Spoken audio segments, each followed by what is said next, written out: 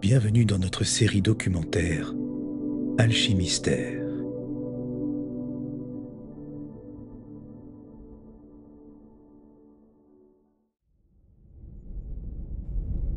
Dans cet épisode, nous explorerons la notion d'immortalité à travers l'alchimie. Nous appellerons adepte celui ou celle qui a trouvé la pierre philosophale.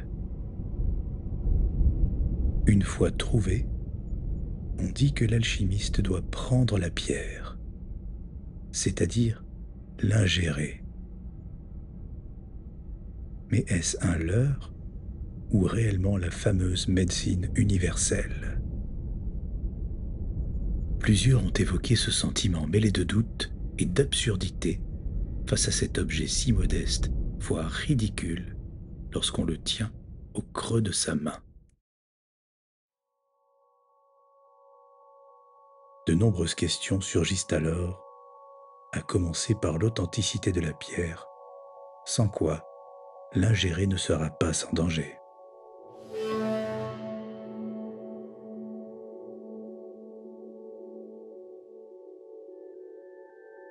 Dans la tradition alchimique, l'adepte est celui qui a accompli le grand œuvre et découvert la pierre philosophale. Cette pierre symbolise la transformation ultime, non seulement des métaux, mais aussi de l'âme. L'adepte est celui qui reçoit la médecine universelle que les alchimistes appellent le don de Dieu. Mais que signifie vraiment être un adepte? Ne s'agit-il pas d'un cheminement vers une illumination, une quête qui transcende notre condition humaine? Le comte de Saint-Germain est un personnage énigmatique qui, selon les récits, aurait découvert le secret de l'immortalité. Il est souvent décrit comme un homme ayant traversé les âges en conservant une jeunesse étonnante. Ce mystère soulève des questions fascinantes sur notre rapport au temps et à la vie elle-même. Peut-on imaginer qu'au-delà de notre corps physique, quelque chose d'éternel puisse subsister? Son histoire n'évoque-t-elle pas la lutte contre l'éphémérité de notre existence?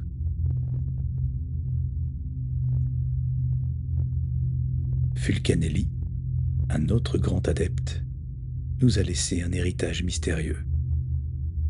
Dans une interview de 1978, son disciple Eugène Cancelier raconte au micro de Jacques Chancel dans son émission Radioscopie que Fulcanelli lui est apparu tel un beau vieillard et qu'il paraissait avoir le même âge que lui, alors qu'il devait en réalité avoir 113 ans à l'époque.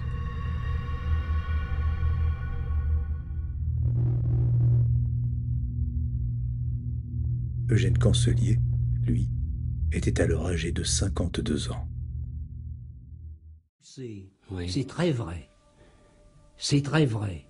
Fulcanelli, certes, était un beau vieillard.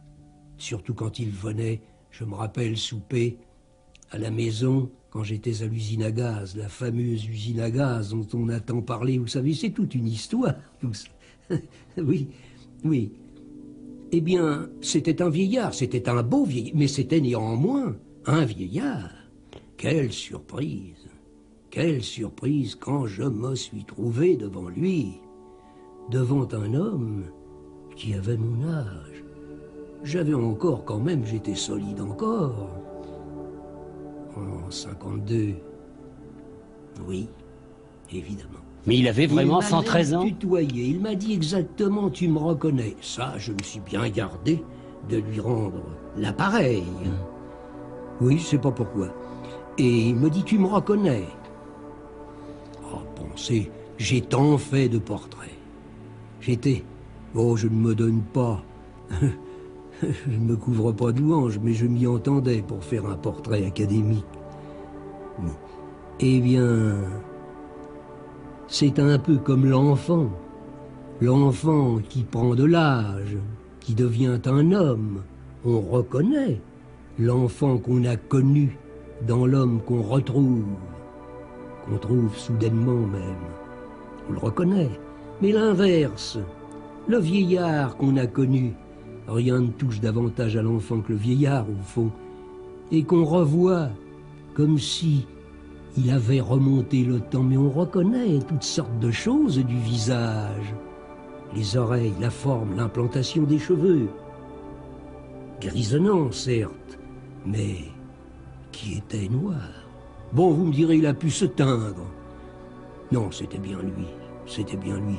Je n'ai pas pu voir s'il avait bien des dents nouvelles. Je vais loin, mais dans l'ensemble, quelle allure. Ah. Il est mort? Non, non, bien sûr que non. Il a quel âge aujourd'hui, là? Eh bien, sauf erreur, il aurait 150... Voyons, je ne me trompe pas. Il était de 1839. Je l'ai su. Il ne me l'a jamais dit, mais je l'ai su. Si, il me l'a dit, en somme, très incidemment. Alors maintenant, ça lui fait donc 139 ans. Oui, c'est ça, 139. Oui, oui, oui. Oui. Parce que je le saurais s'il était mort, je l'apprendrais. Mais le temps ne compte pas. Il vit dans le présent, l'adepte vit dans le présent.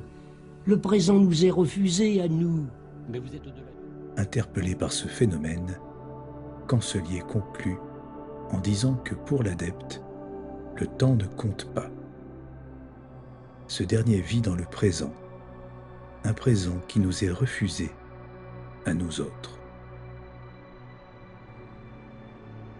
Ce faisant, il soulève une question essentielle. Notre existence dans le temps est-elle une malédiction, une prison dans un corps imparfait, ou peut-elle au contraire être envisagée comme une lumière de l'âme qui transcende notre réalité matérielle?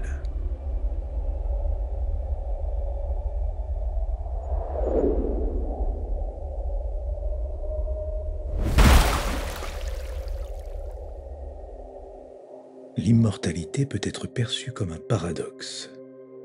D'un côté, nous aspirons à vivre éternellement dans notre corps, et de l'autre, nous avons la possibilité d'accéder à d'autres dimensions de la réalité. Mais que cela signifie-t-il vraiment pour nous?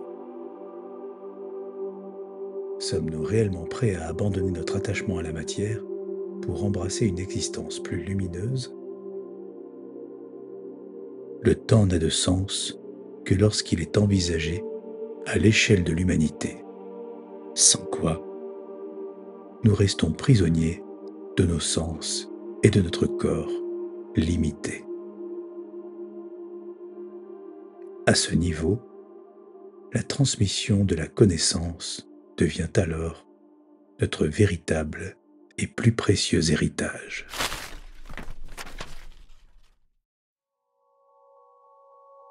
L'éphémérité de notre corps, composé de molécules chimiques semblables aux autres corps vivants, nous rappelle que chaque cellule a sa place et son propre rôle. Ce qui compte, c'est la circulation de l'information. Pour transcender notre existence, nous devons comprendre que la transmission est la clé. Pour cela, il faut un message, un récepteur et un intercesseur. Dans notre humanité, le message est la sagesse transmise, le récepteur la génération future et l'intercesseur la mémoire. Cette mémoire, quelle que soit sa forme, peut être un livre, une œuvre d'art ou une tradition orale.